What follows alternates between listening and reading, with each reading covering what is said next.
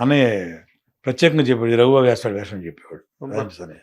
అలా అట్లా అని ఈ విధంగా నాన్నగారి రియాక్షన్ ఏంటని అడిగాను. అది చెప్తున్నా.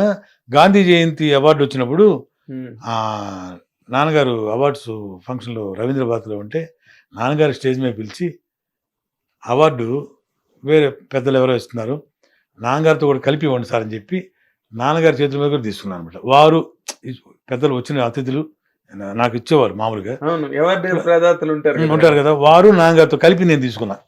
అదొక మంచి అనుభూతి. నాన్నగారు అంటే మీకు చాలా ఇష్టం కదా? జనరల్గా ఎవరిగా ఉంటుంది అనుకోండి. అంటే ఇక నాన్నగారు అంటే ఏంటంటే అందరూ అనేవారు అనమాట, ఏంటయ్యా నువ్వు ఎంతమంది ఎక్కడ అదే ఫిల్మ్ టీవీ ఇన్స్టిట్యూట్లో చేసావని. నేను ఎక్కడ చేయలేదు సార్ అని అంటే అందరూ అనేవారు అనమాట, నాన్నగారు జీన్స్ వచ్చి ఉంటే నీకు అని అంటారు. 100% ఇప్పటికీ అంటారు కదా. 100%. అయితే నాన్నగారు కూడా ఇదిగో మా అబ్బాయి పలానా సినిమాలు చేస్తున్నాడని ఎప్పుడు చెప్పలేదు గొప్పగా. నేను ప్రూవ్ అయిన తర్వాత ఆయన హ్యాపీ.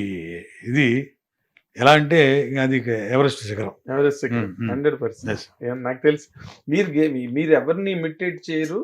మీ గిరిబాబు గారికి ఉన్న ఆ రోజున్న మార్కు, ఆ రోజున్న ఆయనకున్న డిస్టింక్షన్ ఏంటంటే is a very natural actor.